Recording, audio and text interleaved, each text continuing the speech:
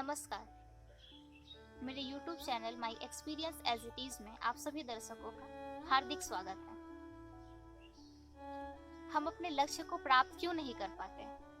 लक्ष्य को प्राप्त करने में सबसे बड़ी बाधाएं क्या होती हैं एवं लक्ष्य कैसा होना चाहिए, इस विषय में आज मैं अपना अनुभव आप सभी से साझा करूंगी। तो हम सबसे पहले ये जानें कि लक्ष्य कैसा होना चाहिए। तो लक्ष्य का निर्धारण करते हुए हमें यह बात ध्यान में रखनी चाहिए कि लक्ष्य के प्रति कभी दोमना उत्पन्न ना हो, अर्थात आगे चलकर हमें कभी ऐसा ना लगे कि अगर हम अपने जीवन में इस लक्ष्य के अलावा किसी और लक्ष्य का निर्धारण करते तो ज्यादा अच्छा होता। तो लक्ष्य निर्धारण करने के समय इस बात की आवश्यकता है कि हम ये ख्याल रखें कि लक्ष्य हम कौन से निर्धारण कर रहे हैं। दूसरी बात कि लक्ष्य को प्राप्त करने में सबसे बड़ी बाधाएं हमारे मार्ग पर कौन सी हैं? क्या कोई बाहरी परिस्थिति, बाहरी प्रतिकूलता या फिर कुछ और? तो लक्ष्य को प्राप्त करने में सबसे बड़ी बाधा है हमारे मन में जाने या अनजाने निर्धारित की गई लक्ष्य के साथ साथ कोई दूसरा विकल्प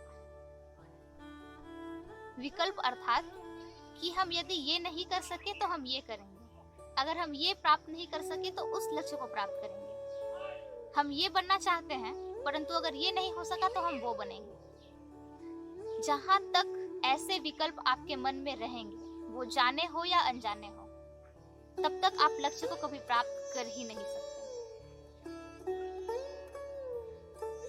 जैसे एक छोटा सा नवजात शिशु, वो रोता है विभिन्न कारणों से। जब वो विभिन्न कारणों से रोता है तो उसे पिता गोद में उठा लेते हैं या घर के अन्य सदस्य उसे गोद में उठा लेते हैं या उन्हें कोई छोटी सी खिलौने इत्यादि दे दिए जाते हैं, उन्हें बहला दिया जाता है, वो मान भी जाते हैं क्योंकि उस समय उनके मन का वैसा कोई लक्ष्य नहीं है, बस वो अचानक से रो उठे। तो माता अपने कार्य में लगी रहती है कि यहाँ जाना आवश्यक नहीं है, वो अन्य वस्तु या अन्य लोगों के साथ रह के भी बहल जाएगा। परंतु जब उस बच्चे की मांग भोजन की होती है कि उसे भोजन चाहिए, तो ऐसे में और कोई विकल्प नहीं रहता है माता के पास कि वो अन्य सदस्यों को बच्चे के पास भेज दे, बिठा दे या कुछ खिलौने दे दे। ऐसी परिस्थिति में माँ का वहां जाना ही एकमात्र आवश्यक होता है। जहां विकल्प ना हो, लक्ष्य को वहां पहुंचना ही है।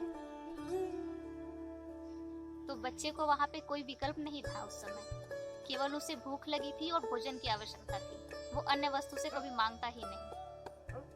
तो ऐसे ही आप अपने लक्ष्य को ऐसे ठाने कि वहां कोई विकल्प ही ना हो। जितने भी प्रकार के विकल्प मन में आ रहे हो, उन सभी को काट निकाले, अपने मन से फेंक दे बाहर। उनके लिए कोई स्थान नहीं होनी चाहिए आपकी बुद्धि में, जाने या अनजाने किसी भी प्रकार से। एकमात्र ऐसी स्थिति में ही आप अपने लक्ष्य को प्राप्त कर सकते हैं।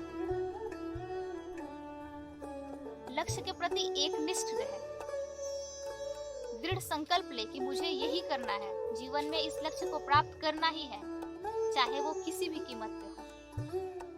ऐसा दृढ़ संकल्प होना चाहिए। बिना दृढ़ संकल्प के कुछ भी करना संभव नहीं होता है। तो दूसरी प्रश्न यह उठती है कि दृढ़ संकल्प कैसे लें? हम विभिन्न समय संकल्प तो लेते ही हैं, पर वो विभिन्न कारणों से टूट जाते हुए दिखते हैं या हम उस पर टिके नहीं रह पाते। ऐसा क्यों होता है? तो दृढ़ संकल्प के लिए चाहिए एक दृढ़ मन। यदि मन वैसा ना हो तो संकल्प कभी दृढ़ नहीं होता। तो दृढ़ मन कैसे तैयार हो? दृढ़ मन तैयार करने का सबसे पहला और सर्वोत्तम उपाय है कि वो मन एक सिद्ध महापुरुष या सद्गुरु के साथ में रह के तैयार किया गया हुआ मन हो, या फिर वो मन एक सत्य मन हो, सत्य को मानने वाला, वो व्यक्ति अपने प्रति सत्य होना चाहिए, उसकी निष्ठा सत्य में होनी चाहिए। यदि निष्ठा सत्य में नहीं है तो वो मन दृढ़ नहीं होता, और जो मन ही दृढ़ ना हो तो संकल्प दृढ़ कैसे हो सकते हैं। तो मूल विषय ये है कि अपने लक्ष्य के साथ साथ जो भी विकल्प आपकी बुद्धि ने ठान रखी है, मन ने मान रखा है, उन सबको निकाल फेंकिए। जैसे ही आप उन विकल्पों को काट निकालते हैं, फेंक देते हैं या छोड़ देते हैं, तो लक्ष्य प्राप्त होना ही होना है, यह निश्चित है।